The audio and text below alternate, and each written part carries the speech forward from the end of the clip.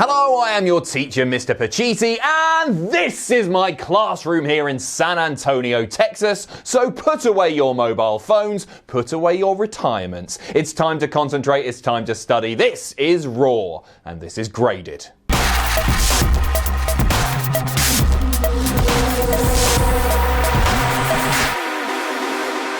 We are kicking things off with the winner of the Men's Royal Rumble match, Drew McIntyre, who is showered in "You deserve it" chants, and yes, he bloody does. Drew starts celebrating his win. The crowd are so into this, but he says that he's not here to draw this out. He is here to make an announcement. He is here to make a challenge, and he is challenging Brock Lesnar at WrestleMania. But before we get there, he wants to fight right now. He wants a Claymore party, but who is man enough to step up to the plate? And that challenge is answered by Luke Gallows and Karl Anderson. Good luck, boys. Karl says, "Hey, I'm up for it." Luke goes, "Hey, I'm up for it as well." So Drew goes, "Yeah, okay, I'll just batter you both. Get me a referee." Drew just starts manhandling Karl Anderson. He's throwing him all over the shop, hitting him with big power moves, chopping him down again and again. So Karl makes the tag to Luke Gallows. And Drew just continues to dismantle both guys. At one point, they try to hit a magic killer to no avail, and then 3, 2, 1,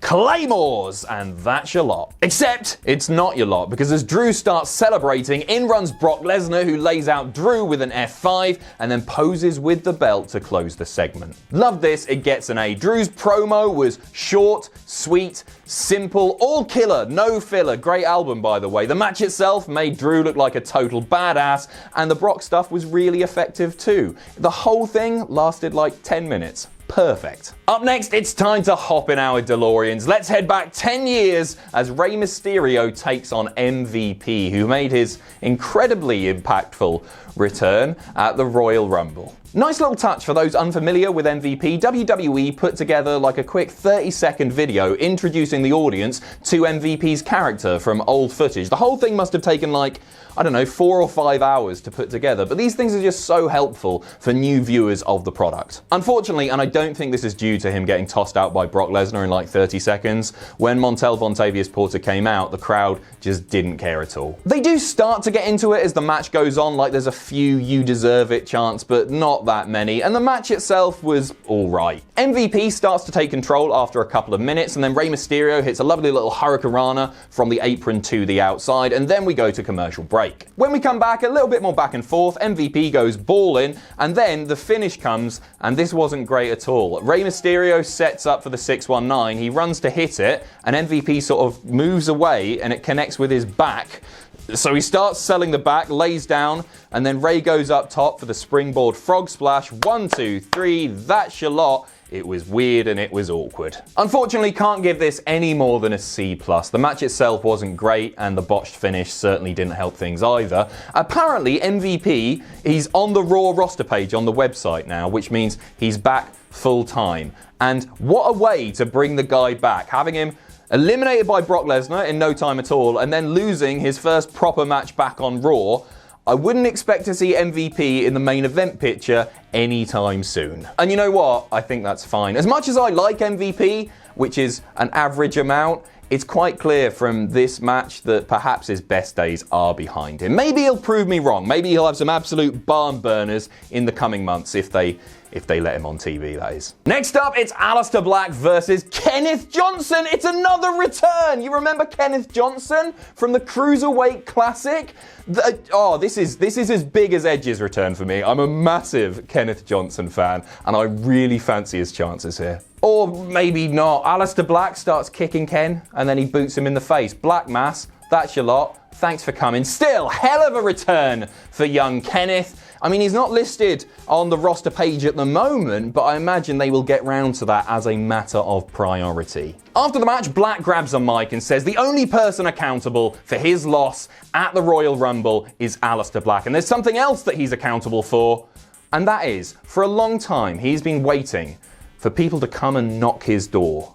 For what feels like forever, actually. Well, he's not going to wait any longer. He's not going to wait for people to come and pick a fight with him. He is going to pick a fight with you. Yes, you watching Graded right now. Aleister Black is coming for your ass. This was alright, I guess. It was a squash match. It gets a C, but the reason it gets a C is because, well, I think you'll agree with me that the door-knocking bollocks had gotten tedious. Now, that's not Aleister Black's fault. That's WWE's fault for booking him in quite a sporadic way, where sometimes he'll be on TV and sometimes he won't, but for a long period of time, he'll just be waiting and cutting these moody promos that seem to be going nowhere. So hopefully this is an indication that WWE are going to invest in Aleister Black in a more consistent manner. Will that happen? Time will tell. I think it depends on which side of the bed Vince McMahon gets out of, but we'll see. Next up, the Raw Tag Team titles are on the line as Kevin Owens and Samoa Joe take on Buddy Murphy and Seth Rollins. There's a bit of verbal sparring between the two teams, and then Kevin and Joe go,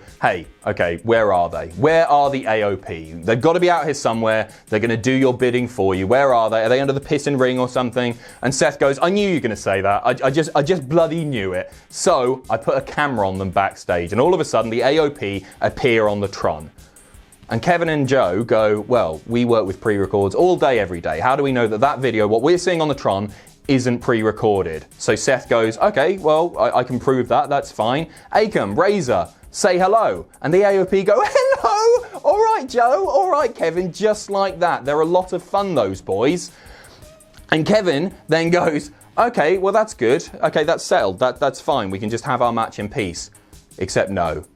Get 'em, boys! And all of a sudden, the Viking Raiders run in, you see it on the Tron, and they start attacking AOP as Kevin and Joe make their way to the ring. Wonderful stuff. I really like this. I thought it was such a nice touch because for a long time in WWE, baby faces have been presented largely as morons. So for the baby faces to get one over on the heels was quite refreshing to see. Joe and Rollins start things off. Seth tries to out-wrestle Joe, but Joe just lays him out with a big strike. He ends up tagging in Buddy Murphy, and then the baby faces take control for quite a large portion of the match. This lasted like 5 or 6 minutes, and then Buddy finally makes the tag to Rollins. In comes Rollins, and then a little while later, we get a cannonball to the outside and a dive at the same time as we go to break, but something unfortunately has gone wrong here. Samoa Joe hurt himself during this spot. Yeah, unfortunately, Samoa Joe's landing was a bit dodgy. This is apparently legit, but we didn't see exactly what happened because it happened during the commercial break, but he was removed from the match.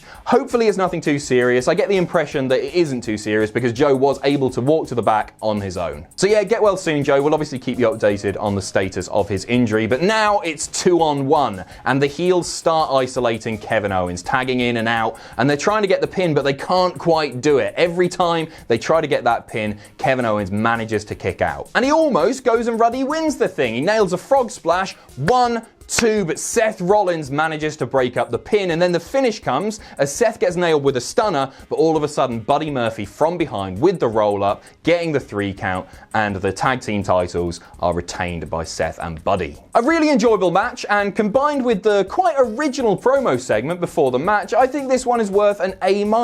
Even with Samoa Joe's injury, these 3 pros held the match together to the point where I was questioning whether the injury itself was a work. Apparently it's not, but they just did such a good job of making the match flow, and it all made sense still. So good at what they do. Really enjoyed the match. And what I really liked about this is that Kevin Owens was kept strong despite the defeat. Even though it was 2-on-1, he almost managed to win the thing and only failed to do so because Seth Rollins broke up the pinfall, and then Buddy Murphy being a sneaky opportunist bastard. Still lots of fun. The US title is on the line next. Andrade versus Humberto Carrillo in a Royal Rumble pre-show rematch. I'm not really sure in kayfabe what Humberto did to deserve this title shot, but there you go. Humberto starts things off hot. Immediately, as soon as the bell rings, he nails Andrade with a shotgun dropkick and then starts laying in the boots to Andrade and then scrapping to the outside. And then back in the ring, Andrade starts to dominate for a period. He's nailing him with big chops, big knees, he's healing it up and choking Humberto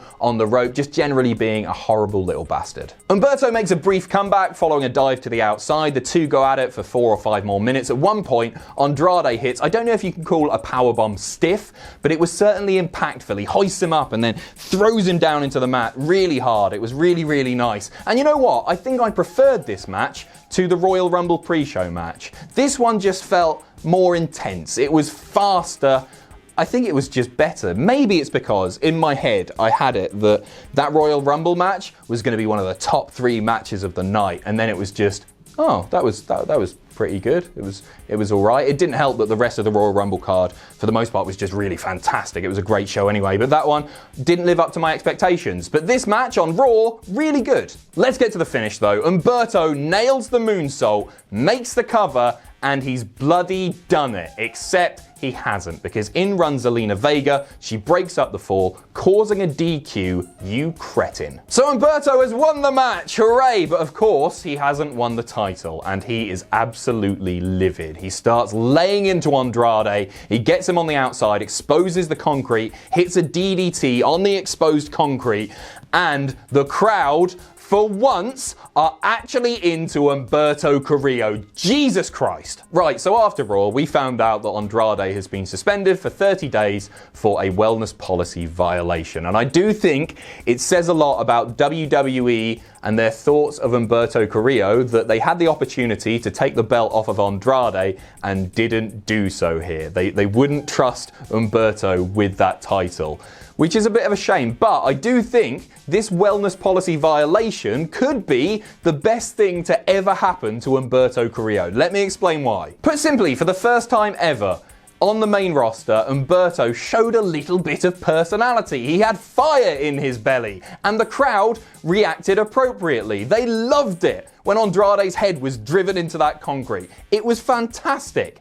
And so, if that personality can continue to grow over the next 4 weeks while Andrade is away, then when Andrade comes back and they inevitably have another title match, it will actually mean something. It'll feel bigger. If Humberto Carrillo had won the match yesterday and won the title, nobody would have given a toss. They've got 4 weeks to fix that man, give him a character, and then we'll be invested and we'll want to see him win. Last night, couldn't care less. In 4 weeks' time, come on, make me proud, Humberto.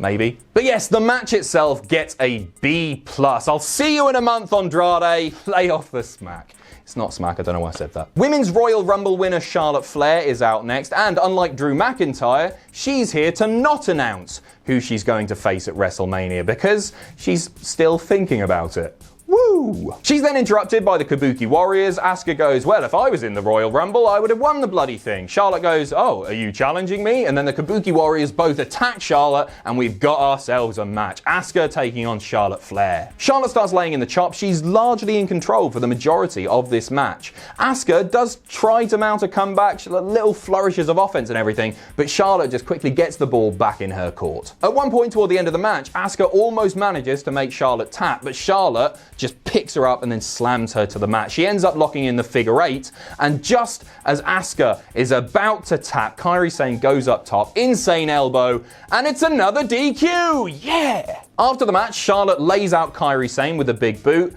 and the women's tag team champions retreat to the back because, hey, it's Charlotte Flair. This one, it gets a B-. An enjoyable match while it lasted, and these two, they have all the chemistry in the world, but did it achieve anything? I'm gonna say no. We still don't know who Charlotte Flair is facing at WrestleMania. Fine, I can live with that, but she just battered both of the women's tag team champions on her own, and also, we had just seen a DQ thanks to outside interference, and then we got another one immediately after. I think the placement of this match on the card was all kinds of wrong. So yeah, it's another B+, and the only reason it gets a B+ is because up until the finish, the match was really good.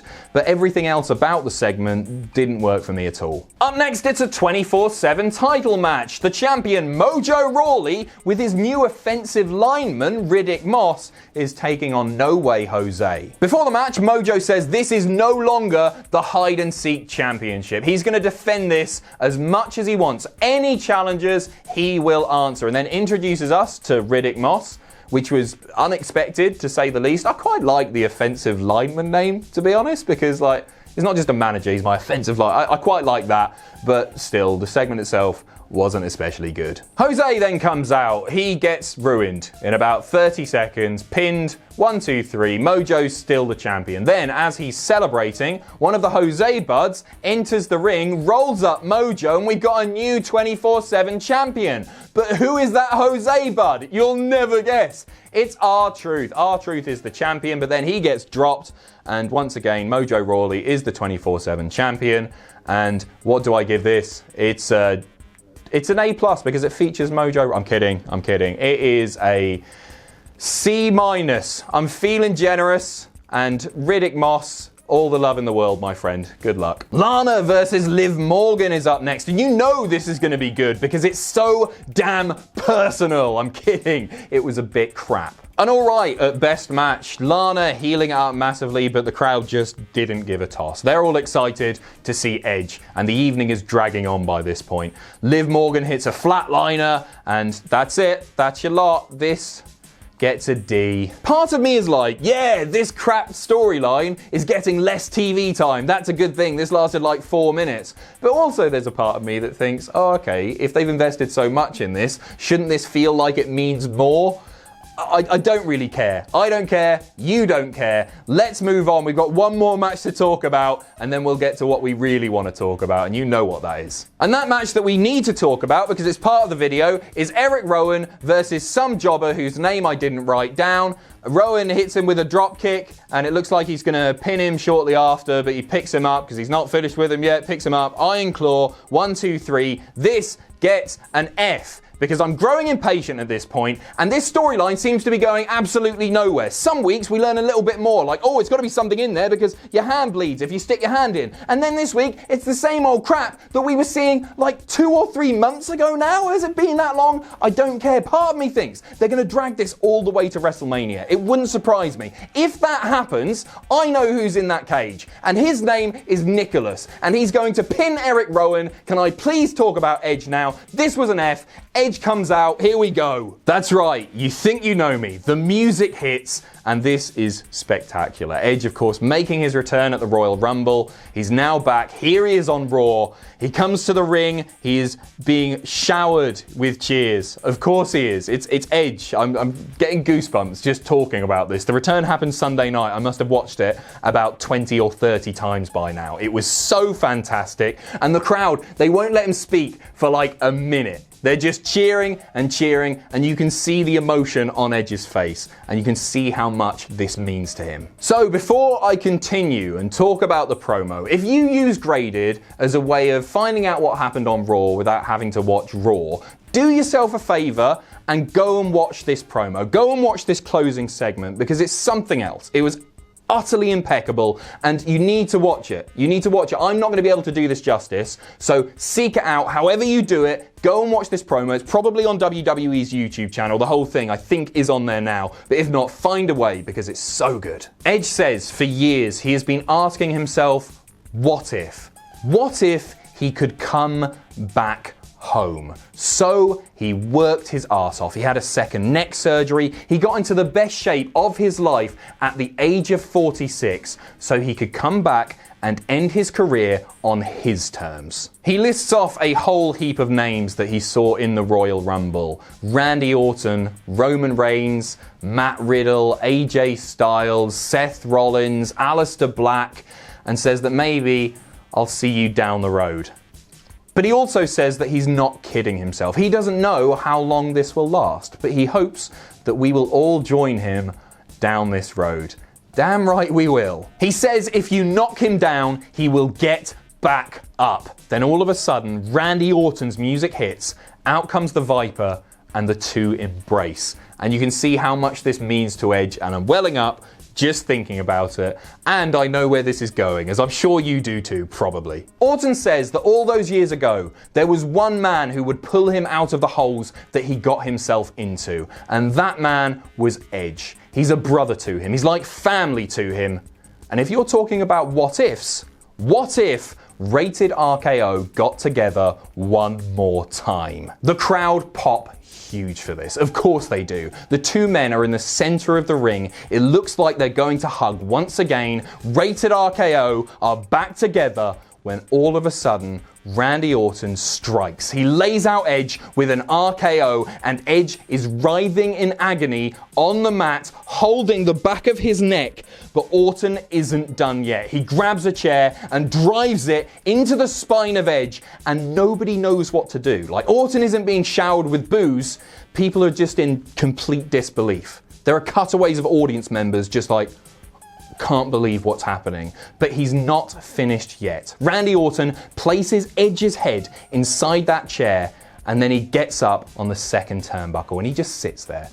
He sat there for what felt like hours. It was probably only 30 seconds, but he just sits there looking down at the man that he just called a brother, a member of his own family. And it looks like he's about to jump on that man's head. But he can't bring himself to do it. After that 30 seconds, he gets down and he leaves. Except he doesn't leave. He comes back and he grabs another chair. He places one chair under Edge's face, under that man's head, and he drives the other chair down on top of his head. A concerto. And the final thing that we see on this episode of Raw is Randy Orton crouching above the prone body of his former tag team partner. There's no commentary, there's no Randy Orton music or anything like that. It's just silence. There are a few people shouting and booing, but most people just can't believe what they've witnessed. And what an ending to Raw this was. This, without question, gets an A+. Without question, this is one of the greatest segments that I've seen in a pro wrestling show in the last 10 years. But more than that, it's one of the greatest segments of any TV show that I've seen in the last 10 years. I could sit here and talk about the booking ramifications of this, or I could talk about how excited I am to see Edge versus Randy Orton at WrestleMania. But instead, I'm just going to leave you with the instruction to go and watch this segment, because I thought it was utterly fantastic. And normally I'd do a joke, or I'd make a joke about the fact that I'm not going to do a joke and then I'm going to do a joke. I'm not going to do that here. Just go and watch the segment. The video's over now. Raw gets a B+ overall. Thought it was a really good show. The ending, though, just go and watch it right now. Thanks for watching. Let us know what you think in the comments down below. You can follow us on Twitter at Cultaholic. You can find us on Facebook at facebook.com/Cultaholic. If you enjoy what we do here at Cultaholic, you can pledge to us on Patreon. That's patreon.com/Cultaholic. And most importantly, don't forget to hit subscribe and join us.